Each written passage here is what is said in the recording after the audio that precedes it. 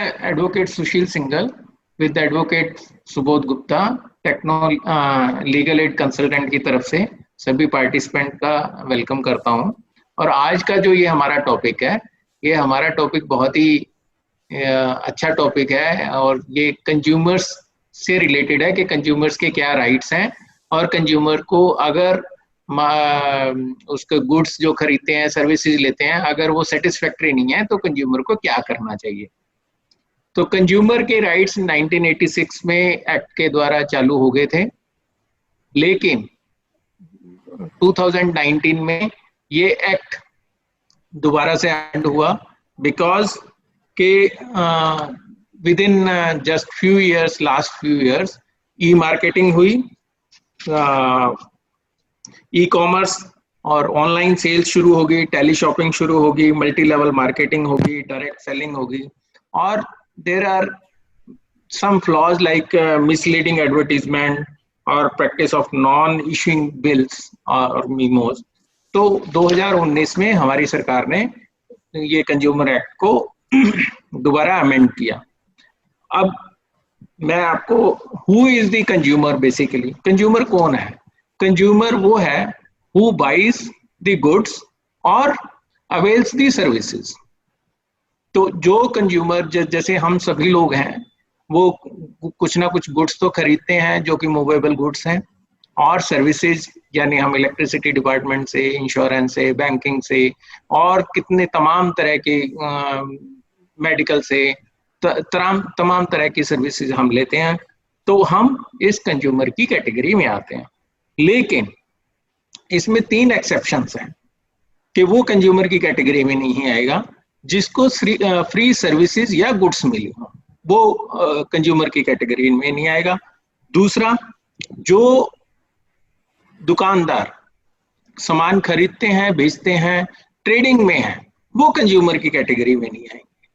और तीसरा, जो एम्प्लॉयर और एम्प्लॉय की रिलेशनशिप में है, यानी मैंने जैसे मान लो किसी के यहाँ नौकरी करता हूँ, तो मेरा जो मालिक है वो ये नहीं कह सकता कि मैं इसको पैसे दे रहा हूँ और ये मेरी सर्विसेज नहीं कर रहा। तो एम्प्लॉयर और एम्प्लॉय रिलेशनशिप जहां पे भी है, वहां पे कंज्यूमर की कैटेगरी में नहीं आएगा। तो आगे का जो है कि कंज्यूमर अपना जो राइट्स के लिए, अपने रिड्रेसल के लिए कौन कौन सी कोर्ट्स में जा सकता है, उस पे सुबोध जी आगे बताएंगे। थैंक यू सिंघल साहब। सभी पार्टिसिपेंट से मैं कहना चाहता हूं कि ये कोई वन वे डाउनलोडिंग सेशन नहीं है, ऐसा कोई प्रेजेंटेशन नहीं है जो हमने तैयार कर रखा हो और हमें वो डिलीवर करना है। This is an open discussion. तो किसी के मन में बीच में अभी भी कोई भी सवाल है तो रेंडमली कोई भी सवाल पूछ सकते हैं। तो हमारी डिस्कशन आपके सवालों से ही गाइडेड रहेगी। हालांकि मैं कुछ बेसिक जानकारी तो दूंगा ही आपको। तो किसी के मन में अभी भी कोई सवाल है डायरेक्ट, तो he can directly come to the question.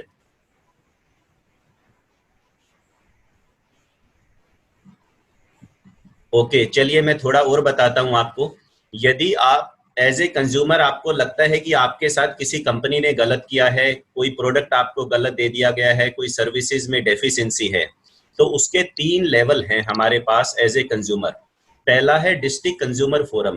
District consumer forum, हर जिले में एक डिस्ट्रिक्ट कंज्यूमर फोरम होती है, जहां पर जाके आप जिस भी जिले में रहते हो, भारत के हर जिले में एक डिस्ट्रिक्ट कंज्यूमर फोरम मिलेगी।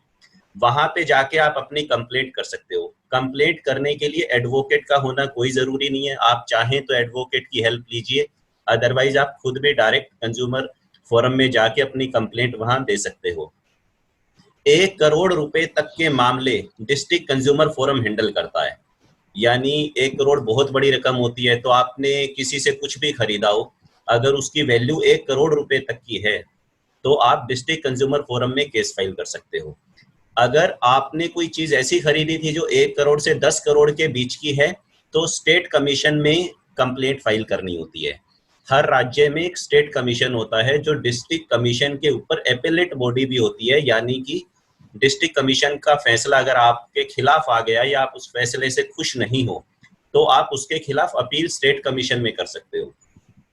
और यदि आप स्टेट कमीशन के फैसले से भी खुश नहीं हो, तो आप नेशनल कमीशन में अपील कर सकते हो, जो दिल्ली में सिचुएटेड है। और नेशनल कमीशन में यदि कोई ऐसा मामला है कि 10 करोड़ रुपए से ऊपर तक का आपका क्लेम कोई बनता है तो डायरेक्ट नेशनल कमीशन में वो कंप्लेंट फाइल होती है। तो जिस समय आपको लगता है कि आपने कोई जो सर्विसेज ली उसमें कोई डिफेक्ट था या आपने घर में कोई सामान खरीदा उसमें कुछ दिक्कत थी, तो जिस दिन आपको पता चला कि ये गलत है, उस दिन से 60 दिन के अंदर अंदर ही आपको डिस्ट्रिक्ट कंज्यूमर फोरम के अंदर अपनी कंप्लेंट रजिस्टर करनी पड़ती है।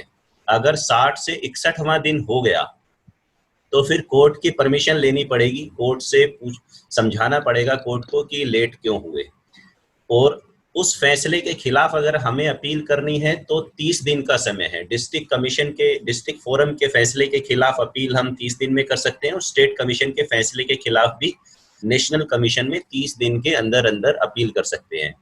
किसी के मन में अभी तक कोई सवाल है किसी भी चीज से रिलेटेड या किसी के साथ पर्सनल कुछ हुआ हो? क्योंकि अब मैं थोड़ा और डीपर उसमें मेरा यस मेरा सर, एक छोटा सवाल है। यस सर अगर एक कंज्यूमर है, जी ऑनलाइन परचेज होती है, जी, हमें एक कंज्यूमर के नाते ही एक जो उसमें डिफेक्ट है उसको हाईलाइट करने के लिए कौन सा फोरम है?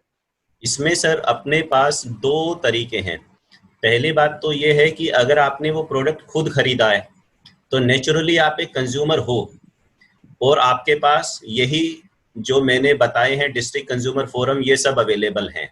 दूसरा, एक्ट के अंदर एक प्रावधान है जिसे बोलते हैं सीसीपीए, उसका फुल फॉर्म है सेंट्रल कंज्यूमर प्रोटेक्शन अथॉरिटी। ये एक सेंट्रल अथॉरिटी है जो कंज्यूमर प्रोटेक्शन के लिए बनाई गई है। तो अगर कोई व्यक्ति कंज्यूमर डायरेक्ट नहीं भी है परंतु उसे लगता है कि कोई ऑनलाइन चाहे सामान है या वो समाज में कोई भी ऐसी चीज देखता है, कोई मिलावटी सामान बेचा जा रहा है या कोई झूठा विज्ञापन दिया जा रहा है, मिसलीडिंग एडवर्टाइजमेंट की जा रही है, ये लगाओ 24 घंटे में गोरे हो जाओगे, ये बनियान पहनो आपको सर्दी का एहसास होगा, कुछ भी ओवर क्लेम्स किए जा रहे हैं, तो आप सीसीपीए में कंप्लेंट कर सकते हो। सीसीपीए एक सेंट्रल अथॉरिटी है कंज्यूमर के हितों की रक्षा करने के लिए और सीसीपीए के पास बहुत सारी पावर्स हैं। सीसीपीए ना केवल सुमोटो एक्शन ले सकती है यानी बिना कंप्लेंट के भी एक्शन ले सकती है, सीसीपीए उस प्रोडक्ट को रिकॉल करने का आदेश दे सकती है कि आप इसको मार्केट से वापस बुलाइए, इस प्रोडक्ट में डिफेक्ट है या इस प्रोडक्ट से कोई हेल्थ या सेफ्टी हैजर्ड पैदा हो रहा है। सीसीपीए आपको रिम्बर्समेंट भी दिला सकती है प्राइस का, और सीसीपीए मिसलीडिंग एडवर्टाइजमेंट करने वाली कंपनीज पे 10 लाख रुपए तक की पेनल्टी भी लगा सकती है। इवन कई सेलिब्रिटीज को हम देखते हैं कि वो फिल्म स्टार या क्रिकेटर प्रोडक्ट्स को एंडोर्स करते हैं। अब कई बार क्या हुआ, पास्ट में किसी बड़े क्रिकेटर ने किसी बिल्डर को एंडोर्स किया, लोगों ने वहां फ्लैट खरीद लिए, बाद में सारों के पैसे डूब गए। तो अब उन लोगों को भी अकाउंटेबल बना दिया गया है। जो भी उस एडवर्टाइजमेंट को एंडोर्स कर रहा है, अगर वो मिसलीडिंग एडवर्टाइजमेंट है तो उस एंडोर्सर के ऊपर भी, उस सेलिब्रिटी के ऊपर भी फाइन लगाया जा सकता है और इम्प्रिजनमेंट का प्रोविजन भी एक्ट के अंदर दिया गया है। तो आप सीसीपीए में तो एक कंज्यूमर डायरेक्टली सीसीपीए में जा सकता है? बिल्कुल कंज्यूमर भी जा सकता है। और अगर आप कंज्यूमर नहीं भी हैं, आप एक सिटीजन है, नॉर्मली आपको लग रहा है समाज में गलत हो रहा है, तो भी आप जा सकते हो। कोई एनजीओ भी जा सकती है, वॉलंटरी ऑर्गेनाइजेशन भी जा सकती है। जब हम कंज्यूमर कोर्ट की बात करते हैं तो नेचुरली आप कंज्यूमर के तहत ही वहां पे कंप्लेंट फाइल करते हो किसी के अगेंस्ट, लेकिन सीसीपीए में कोई भी जा सकता है। तो ये बहुत अच्छा प्रावधान है इसमें। और कंज्यूमर कोर्ट से जो हम रिलीफ एक्सपेक्ट कर सकते हैं वो ये है कि भाई आपने जो प्रोडक्ट खरीदा, कंज्यूमर कोर्ट डायरेक्ट कर सकती है कि उस प्रोडक्ट को रिप्लेस किया जाए, या आपने जो पैसे दिए उस प्रोडक्ट के उसका रिम्बर्समेंट किया जाए, या आपको कोई लॉस हो गया उसकी वजह से, तो कंपनसेशन भी कंज्यूमर कोर्ट में 2019 का जो नया एक्ट है उसमें प्रोविजन कर दिया गया है। इससे पहले कंपनसेशन देना कंज्यूमर कोर्ट के पावर्स में नहीं था, उसके लिए लोगों को सिविल कोर्ट में जाना पड़ता था। सिंगल साहब से मैं रिक्वेस्ट करूंगा कि ये क्वेश्चन आया मेरे पास कि एक व्यक्ति पूछते हैं, ये अनामिका है मुंबई से, ये पूछते हैं कि सर सिविल कोर्ट में क्यों ना जाएं, कंज्यूमर कोर्ट में क्यों जाएं, दोनों में क्या डिफरेंस है? Would you like to answer this? जी, एक्चुअली सिविल कोर्ट और कंज्यूमर कोर्ट में कंज्यूमर को कंज्यूमर कोर्ट में जाना इसलिए जरूरी जाना चाहिए क्योंकि सिविल कोर्ट और कंज्यूमर कोर्ट एक तो लेस एक्सपेंसिव है, खर्चा कम है उसमें, और टाइम बाउंड उसमें जो रिजल्ट्स हैं वो मिलते हैं, लेस फॉर्मल है, और it is a special court only for the consumers. Whereas civil court में आपने देखा होगा सूट्स कई कई टाइम बड़े लंबे समय तक खिंचते हैं, जबकि कंज्यूमर कोर्ट में इसका फैसला बड़ी जल्दी जल्दी आता है। और जैसा कि सुबोध जी ने बताया कि सबका टाइम लिमिट है 30 डेज और इस दौरान कोर्ट को इस पे डिसीजन लेना होगा। मैं यहाँ पे ये भी बताना चाहता हूँ, एज ए कंज्यूमर जब मैं भी मार्केट में जाता हूँ तो मुझे ना दुकानों पे बड़े अजीब अजीब वाक्य लिखे मिलते हैं। कुछ सेंटेंसेस मैंने नोट किए हैं जो मैंने खुद पढ़े हैं शोरूम्स में और दुकानों में लिखे हुए। एक सेंटेंस तो ये लिखा मिलता है, goods one sold will not be taken back, यानी बिका हुआ माल वापस नहीं होगा। कई जगह लिखा रहता है नो एक्सचेंज, नो रिटर्न। कई जगह लिखा रहता है no refund under any circumstances. कई जगह लिखा रहता है no warranty no guarantee. As an advocate मैं आपको ये अवेयर कर दूं, ये सारे वाक्य इस प्रकार के इलीगल हैं, इनकी कोई लीगल सेंटिटी नहीं है। और कल को अगर उस व्यक्ति ने, उस दुकानदार ने आपको कोई भी सामान गलत बेचा है, उसमें डिफेक्ट है, उसमें डेफिशिएंसी है, तो उसके ऐसा लिख देने से कि कोई एक्सचेंज नहीं है, कोई रिफंड नहीं है, कोई फर्क नहीं पड़ता। और एक चीज मैंने ये भी देखी है कि आमतौर पे कई दुकानदार या कंपनीज वारंटी और गारंटी दो अलग अलग शब्दों का प्रयोग करके कस्टमर को भ्रमित करने का प्रयास करते हैं। जनरल भाषा में मैंने एक शॉपकीपर से पूछा एक बार कि इनमें क्या अंतर है, आप वारंटी गारंटी वर्ड अलग अलग यूज कर रहे हो। तो वो मुझे कहता है कि सर वारंटी का मतलब है मैं सिर्फ ठीक करूंगा इस प्रोडक्ट को, और गारंटी का मतलब है मैं रिटर्न कर दूंगा, दूसरा दे दूंगा नया। यानी उसकी जनरल भाषा में मतलब था warranty means repair and guarantee means replacement. तो मैं आप सबको बता दूं कि ऐसा कुछ नहीं है। लीगली जो वर्ड है कानून में वो वारंटी ही है, और वारंटी का मतलब लीगल भाषा में ये है कि उस प्रोडक्ट के बारे में उस सेलर ने या मैन्युफैक्चरर ने जो भी क्लेम्स किए हैं कि ये ऐसे ऐसे ऐसे ऐसे काम करेगा, ये इसके फीचर हैं, ये इसकी लाइफ है, ये कार इतनी माइलेज देगी। तो warranty is nothing but a confirmation of that promise which has been given by that manufacturer. अब सवाल ये उठता है कि गारंटी क्या है। गारंटी का इस संदर्भ में जब मैं कंज्यूमर प्रोटेक्शन एक्ट की बात कर रहा हूं कोई लेना देना नहीं है। गारंटी शब्द इंडियन कॉन्ट्रैक्ट एक्ट में है, और गारंटी ज्यादातर जो फाइनेंशियल लेन देन होते हैं, मान लो आपने किसी बैंक से लोन लिया तो आप गारंटर बन जाते हो कि अगर ये व्यक्ति लोन चुकता नहीं कर पाया तो मैं इसका गारंटर हूं, मैं चुकता करूंगा। तो जब आप किसी थर्ड पर्सन की लायबिलिटी अपने सर पे ले लेते हो then it becomes the guarantee. तो गारंटी का लीगल मतलब सिर्फ इतना ही है। तो दुकानदार चाहे गारंटी वारंटी कितने भी मैजिक वर्ड्स यूज करे और अपनी दुकान के बाहर जो मर्जी लिख दे, अपने बिल के नीचे जो मर्जी लिख दे, अगर उसने आपके साथ गलत किया है तो वो कानून में बिल्कुल भी बच नहीं पाएगा। किसी के मन में कोई भी बात से मैं ऐड करता हूं कि वारंटी का मतलब है रिपेयर एंड रिप्लेसमेंट और sometime refund of the money if that product और दैट गुड्स और services not as per the return assurance, और जो उस पे लिखा हुआ है चाहे ब्रांड है चाहे कुछ भी है, अगर वो सर्विसेज पूरी तरह से नहीं है, गुड्स पूरी तरह से डिफेक्टिव है, तो द मैन्युफैक्चरर और the seller they have to either replace the goods, repair the goods और रिफंड द मनी। किसी भी पार्टिसिपेंट के मन में कोई भी सवाल है तो पूछ सकता है। We will try to answer his query, कोई भी आपका पास्ट एक्सपीरियंस हो। अदरवाइज मैं थोड़ी डिटेल्स और बताता हूं आपको कि कुछ सवाल मन में उठते हैं कि कंज्यूमर जब नाम आता है ग्राहक तो हम सोचते हैं कि सामान खरीदने वाला ही ग्राहक होता है, पर आज मैं आपको थोड़ा एनलाइटन कर दूं इस बारे में। अगर आपका किसी बैंक में अकाउंट है, सेविंग अकाउंट है या करंट अकाउंट है, तो भी आप उस बैंक के कंज्यूमर हो। यदि उस बैंक ने उसमें कोई भी चार्जेस डेबिट कर दिए जो अनऑथोराइज्ड हैं, तो आप उस बैंक को कंज्यूमर कोर्ट के दहलीज तक ले जाने के लिए अथोराइज्ड हैं एज ए कंज्यूमर। इसी प्रकार यदि आपने किसी बिल्डर के यहाँ पे कोई फ्लैट बुक कर दिया और वो बिल्डर उस फ्लैट को या तो टाइम पे डिलीवर नहीं कर रहा है या उसने जो वो फ्लैट बनाया है उसकी जो क्वालिटी उसने प्रोमिस की थी, जो स्पेसिफिकेशंस बताए गए थे, उस पे वो ठीक से काम नहीं किया उसने, तो भी आप कंज्यूमर कोर्ट में उस बिल्डर को ले जा सकते हो। इसी तरह यदि कोई स्टूडेंट है, वो स्कूल में पढ़ता है, तो स्टूडेंट स्कूल को फीस देता है, उसके बदले में वो एक्सपेक्ट करता है कि वहाँ एक बेसिक इंफ्रास्ट्रक्चर होगा, एमिनिटीज होंगी, उसके एग्जामिनेशन टाइम पे होंगे, उसको ठीक से पढ़ाया जाएगा। तो अगर आप स्कूल की सर्विसेज से सेटिस्फाइड नहीं हो तो that student is also a consumer. तो कंज्यूमर की जो परिभाषा है वो बहुत वाइड है। इवन अभी मैं थोड़ी देर पहले ही टीवी देख रहा था तो मैंने देखा कि नोएडा के अंदर कुछ पैथ लैब्स ने कोरोना का पॉजिटिव टेस्ट निकाल दिया कुछ पेशेंट्स का, जबकि एक्चुअल में वो नेगेटिव थे, और एक एफआईआर भी दर्ज हुई है इस मामले में। तो आपने पैथ लैब को पैसे दिए हैं, पैथ लैब को पैसे दिए तो ये उनकी रिस्पॉन्सिबिलिटी है कि वो उसके बदले में आपको सही मेडिकल सर्विसेज, सही पैथ लैब सर्विसेज प्रोवाइड कराएं। तो आप वहां पर भी आप कंज्यूमर हैं, आप उस पैथ लैब के खिलाफ केस फाइल कर सकते हो, और ना केवल रिफंड ऑफ मनी मांग सकते हो जो पैसे आपने उनको दिए थे, बल्कि उनके नेग्लिजेंस की वजह से जो आपको मेंटल स्ट्रेस हुआ है, डिप्रेशन हुआ है और कुछ भी दिक्कत हो सकती थी, उस सब के लिए कंपनसेशन भी आप मांग सकते हो।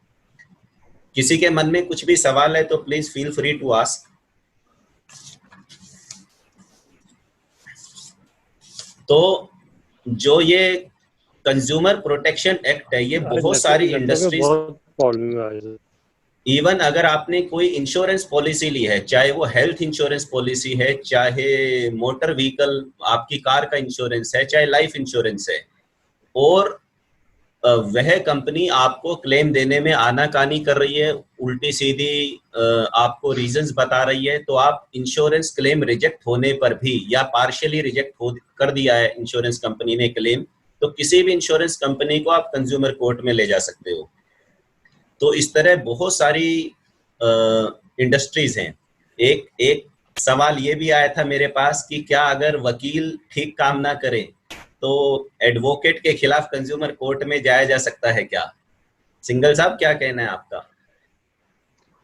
सुबोध जी, देखिए, वैसे तो वकील से भी सर्विसेज लेते हैं, बट वो सर्विसेज में काउंट नहीं होती, क्योंकि जो एडवोकेट है वो क्लाइंट को रिप्रेजेंट करता है। He is the attorney of that client and he doesn't provide the services which has been upheld with the new I mean to say supreme court ने अभी एक जजमेंट में ये वकील को, एडवोकेट्स को इस कंज्यूमर प्रोटेक्शन एक्ट से बाहर किया हुआ है, जबकि बाकी सभी सर्विस प्रोवाइडर्स जो हैं वो कंज्यूमर प्रोटेक्शन एक्ट में आते हैं। इस पे मैं थोड़ा और बताना चाहूंगा, जैसे कि आमतौर पे मेडिकल नेग्लिजेंस के केस आते हैं कि भाई डॉक्टर ने या हॉस्पिटल ने नेग्लिजेंस की और किसी पेशेंट की डेथ हो गई या उसे काफी नुकसान हो गया। तो इसमें ऑनरेबल सुप्रीम कोर्ट ने कई जजमेंट्स दिए हैं। उनका क्रक्स ये है कि दो बातें होनी जरूरी हैं। पहली बात तो जो व्यक्ति ये कह रहे हैं कि मैं कॉम्पिटेंट प्रोफेशनल हूँ, चाहे वह मेडिकल प्रोफेशनल है या और कोई भी प्रोफेशनल है, तो उसमें मिनिमम कॉम्पिटेंसी होनी चाहिए वो काम करने की।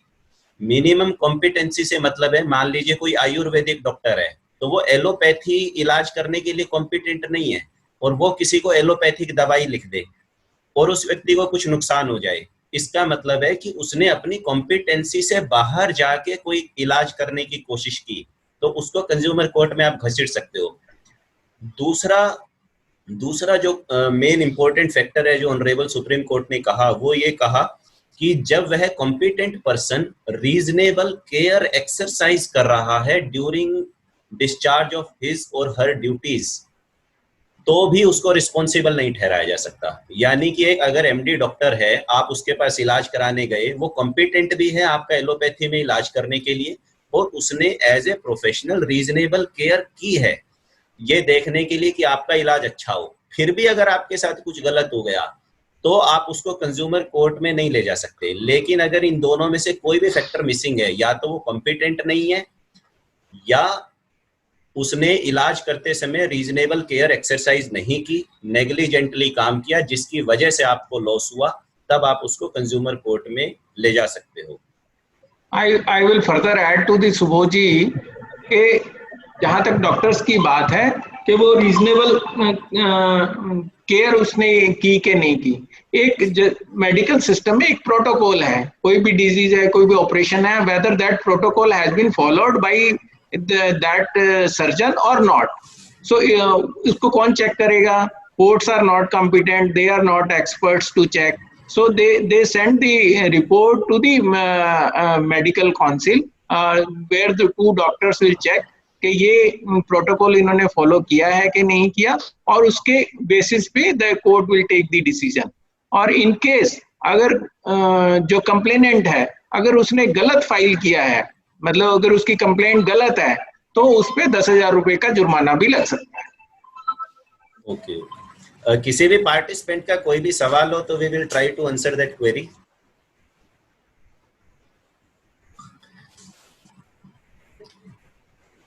मैं फर्दर ऐड करना चाहता हूं कि कंज्यूमर के जनरल राइट्स क्या हैं। कंज्यूमर का राइट है कि जो प्रोडक्ट उसे जो कह के बेचा गया वही प्रोडक्ट उसे मिले, उसकी क्वालिटी वही हो, उसकी क्वांटिटी भी वही हो, उससे कोई एक्सेस प्राइस ना लिया गया हो।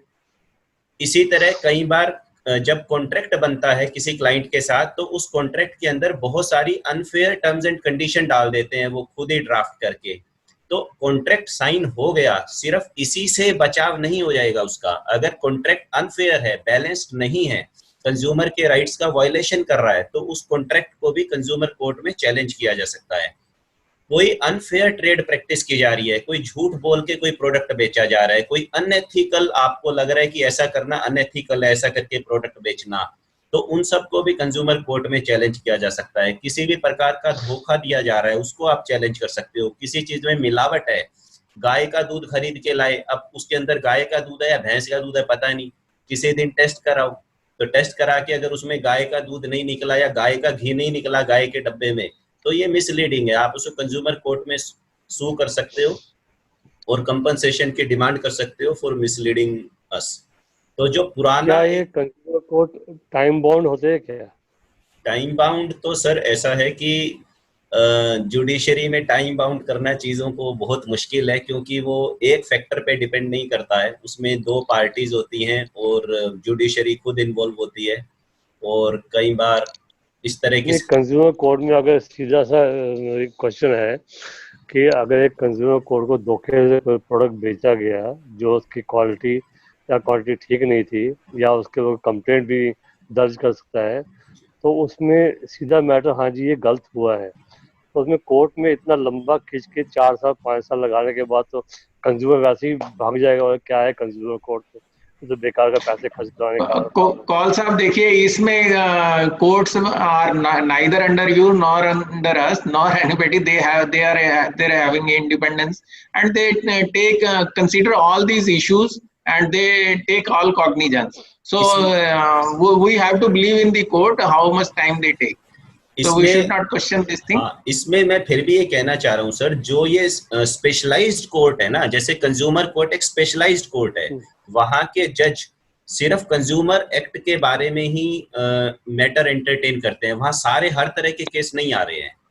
तो जितनी भी स्पेशलाइज्ड कोर्ट्स होती हैं उनमें जो फैसले आते हैं या कानूनी प्रक्रिया होती है वो नॉर्मल सिविल कोर्ट से, जो हम डिस्ट्रिक्ट कोर्ट्स में देखते हैं, उससे कई गुना ज्यादा फास्ट होती है। और सिविल कोर्ट के अंदर लॉ में दिया गया है कि केस की स्टेजेस होती हैं कि केस ऐसे ऐसे चलेगा। कोर्ट खुद भी चाहे तो उस केस की स्टेज को कई बार जंप नहीं कर पाती, परंतु जो स्पेशलाइज्ड कोर्ट्स हैं वहां पर थोड़ी इनफॉर्मल प्रोसीडिंग्स होती हैं और क्विक डिसीजन और क्विक जजमेंट की उम्मीद वहां पे की जा सकती है। बट मतलब it is less time taking as compare to any civil court, पर उसको टाइम बाउंड करना ऐसा मुश्किल है। एक एग्जांपल देता हूँ, मान लीजिए हम नेगोशिएबल इंस्ट्रूमेंट एक्ट की बात करते हैं कि किसी ने आपको चेक दिया वो बाउंस हो गया, तो एक्ट के अंदर तो प्रोविजन है कि 6 महीने के अंदर अंदर उसका जजमेंट होगा उस केस का, पर प्रैक्टिकली हम देख रहे हैं कि 6 महीने में उसका जजमेंट नहीं हो पा रहा, 1.5 साल लग जाते हैं, 2 साल लग जाते हैं। तो डायरेक्शंस हैं, पर ऐसा नहीं है कि कोर्ट ने टाइम पे फैसला नहीं दिया तो आप कंज्यूमर बन के कोर्ट पे ही केस कर दें। वो नहीं है। अच्छा सुबोध जी, जो फास्ट कोर्ट बनाए जाते हैं सम राइट्स ऑफ द कंज्यूमर, तो हम लोग एक तो जैसे कोई भी प्रोडक्ट है जिसकी मार्केटिंग कोई कर रहा है विच इज लाइफ हैजार्डियस, तो उस पे वो नहीं कर सकता, वो राइट्स हैं हमारे प्रोटेक्ट करते हैं। और दूसरा क्वालिटी क्वांटिटी और पोटेंसी प्योरिटी, इस पे ऑलरेडी, और प्राइस प्राइस भी अनरीजनेबल नहीं होना चाहिए और बहुत ही वो भी नहीं होना चाहिए, और कम्पिटिटिव प्राइस होना चाहिए, अनफेयर, जैसे सुबोध जी ने बताया ही था। और अवेयरनेस, यानी अवेयरनेस क्रिएट करना बहुत जरूरी है कि प्रोडक्ट के बारे में जो प्रोडक्ट सेलर है, मैन्युफैक्चरर है, he has tell to the consumer to detail the product के इस प्रोडक्ट में है क्या चीज, उसके स्पेसिफिकेशन, उसकी क्वालिटी और उसमें क्या क्या इंग्रेडिएंट्स हैं, ये मैन्युफैक्चरर का पार्ट है। कोई फर्दर क्वेश्चन है तो बताइए। I think we are nearing for closure time, तो we will try to answer that question, otherwise we will conclude अगर कोई और फर्दर क्वेश्चन नहीं है किसी पार्टिसिपेंट का तो। Any more questions? ये तरुण जी शायद पूछना चाह रहे हैं। तरुण No ji, question. Just joining out of curiosity, to understand really, what are some of the challenges. But Yes, yeah, so I mean, as I understand it, this is more from a end consumer perspective. So typically, see, there are two aspects. One is that we all live in a corporate world wherein we face challenges, but that is generally taken care by the corporate lawyer in our organization. But as end consumers, we face challenges. And also today, if you could share, how do we as consumers kind of get our issues resolved? Is there a way through internet we can approach, or is there still a very physical kind of a format we have to approach an advocate? What is really the process around that? Tarun ji, as you have joined late, I have already answered this question, but for your sake, I repeat my answer and for the benefits of other participants also. See, thank you so much. Thank you. Okay. First, I have only 10 minutes left, so I will try to summarize as quickly as possible. First, Sure. There is no internet mechanism as such. There are some NGOs operating. They take complaint on your behalf and they file the complaint. But as a consumer, the legal mechanism mentioned in the Act is 3 types of forums are there. One is District Consumer Forum, which is situated in every district of India. Wherever you live, you will find a District Consumer Forum.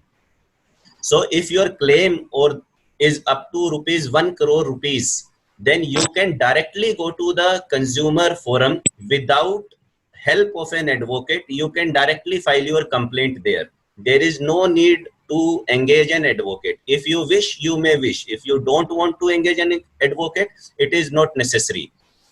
Number one thing. Number two, if the claims are more than 1 crore to 10 crore, you can go to State Commission. And if the claim is more than 10 crore rupees, you can go to the National Commission, which is situated in New Delhi.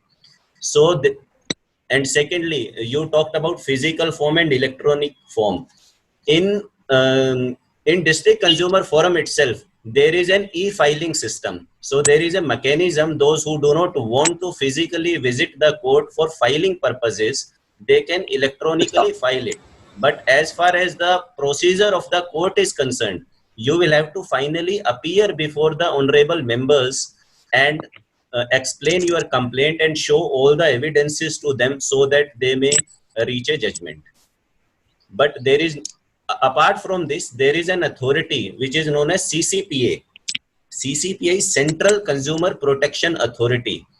You can file your complaint directly to CCPA even if you are not a consumer. If you see a misleading advertisement in the TV, you can file a complaint to the CCPA.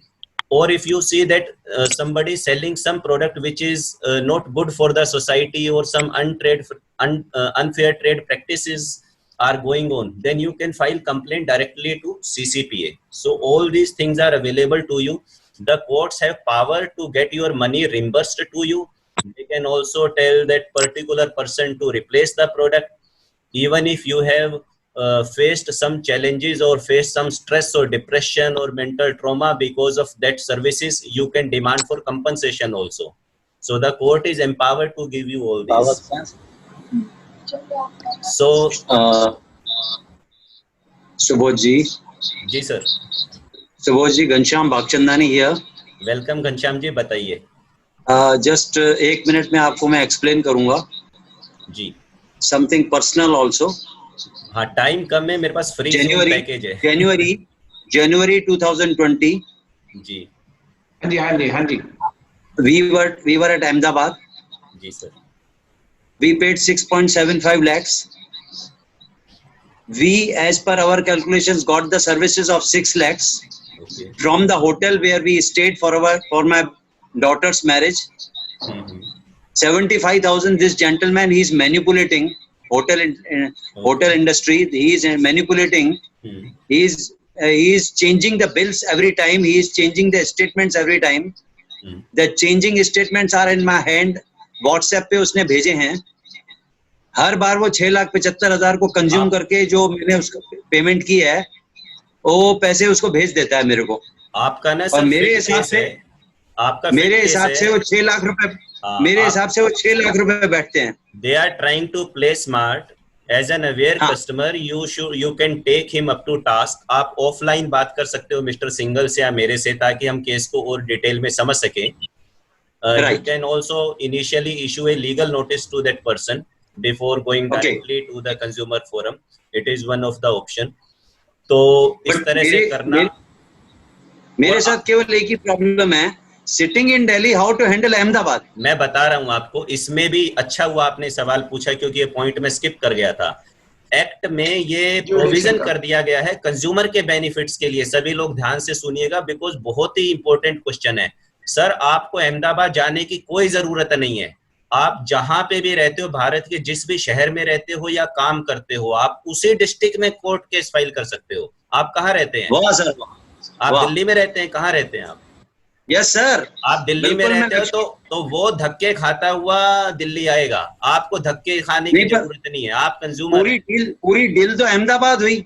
जो मर्जी जहां मर्जी हुआ हो, आप as per act जहां consumer रहता है या कंज्यूमर काम करता है फॉर हिज लाइवलीहुड, वो उनमें से किसी भी प्लेस पे केस फाइल कर सकता है। पुराने एक्ट में ये था कि जहां डील हुई और ये सब हुआ, जो 2019 से पहले का एक्ट था, वहां जाना पड़ता था। परंतु लॉ आज की तारीख में इतना हेविली टिल्टेड है कस्टमर के फेवर में, कंज्यूमर के फेवर में, कि आप जैसे लोगों को परेशान होने की जरूरत नहीं है। Sir, can you permit me to salute you? नहीं सर, सैल्यूट करने की बात नहीं है सर। मैं I want to salute you because it is a emotional matter also as well as. मैं समझ रहा हूँ सर, बेटी की शादी, होटल, और कितना बेटी की शादी अहमदाबाद चल के गए, वहां पे हैरेस करना और बहुत सारी ऐसी चीजें जिनमें हमने उनको माफ कर दिया। नहीं सर, माफ नहीं। कल रात का खाना आज सर्व हो रहा है। अभी सर मैं थोड़ा वाइंड अप करूंगा, I am short of time. किसी और का कोई फर्दर क्वेश्चन है तो आई विल कंक्लूड, अदरवाइज आप ऑफलाइन बात कर सकते हैं। किसी को कोई दिक्कत है तो हमारे नंबर हैं सबके पास मेरे ख्याल से। Sir, you have given excellent idea. Thank you. तो मैं कंक्लूड करता हूं, सभी पार्टिसिपेंट्स को थैंक यू करता हूं, और ये बता देना चाहता हूं कि पहले नियम था क्रेता सावधान का, कस्टमर बिवेयर, परंतु अब जमाना बदल गया है, वेंडर बिवेयर का जमाना आ गया। विक्रेता को सावधान रहना पड़ेगा। वो किसी भी क्रेता को उल्टी सीधी बातें बोल के, कुछ भी बोल के, चूना लगा के बच के नहीं जा सकता। लॉ बहुत आसान है। लॉ पर उन्हीं लोगों की मदद कर पाता है जो उसकी मदद लेना चाहते हैं। जो मदद नहीं लेना चाहते, उनकी मदद लॉ भी नहीं कर पाएगा। सर, एक लाइन और। Yes sir. केवल ये कह रहा हूँ कि ये जो अभी 2019 में चेंज आया है, उसका कोई एक्ट नंबर या कुछ आप जो डिफाइन आप गूगल पे जाइए और वहां टाइप कर लीजिए consumer protection act 2019, the consumer protection या मिनिस्ट्री ऑफ कंज्यूमर अफेयर्स है, उस पे आप जाइए, वहां पे एक्ट भी है, सब कुछ है। आपको आराम से। बाकी तो आप हैं, बाकी आप इंडिया कोड पे भी जाएंगे तो भी वहां पे भी आपको मिल जाएगा। एक्ट में इंडिया कोड एक वेबसाइट है, वहां पे जितने भी इंडिया के एक्ट्स होते हैं लेटेस्ट, सब वहां से आप पीडीएफ में डाउनलोड कर सकते हो। बिल्कुल। तो क्या वर्ड वहां वर्ड लिखना पड़ेगा? आप जो भी एक्ट खोज रहे हो सर, वहां जो गूगल में जाके इंडिया कोड लिखो, जो वेबसाइट आएगी वहां एक सर्च का कॉलम मिलेगा। आप जो भी 1-2 वर्ड डालोगे, उससे रिलेटेड एक्ट नीचे आ जाएंगे। सभी इंडिया के सभी एक्ट्स उस पे हैं, अवेलेबल। आप कोई भी पीडीएफ डाउनलोड कर सकते हो, कोई बुक खरीदने की जरूरत नहीं है, कुछ करने की जरूरत नहीं है। I appreciate your efforts, sir. तो इसके बाद जो हमारे सर फर्दर वेबिनार्स होंगे उसका लिंक भी हम आपको भेज देंगे। We are very happy that you are there with us. समाज में कानून की जागरूकता बढ़े, एक आम आदमी की जो मिसअंडरस्टैंडिंग्स हैं वो दूर हो और उसका सशक्तिकरण हो, यही हमारा लक्ष्य है और ये इससे हमें बड़ी खुशी मिलती है। और we feel very happy when we feel that customers are satisfied and they are more powerful by knowing the law. Thank you so much. Thank you. God bless. Thank you ji, thank you.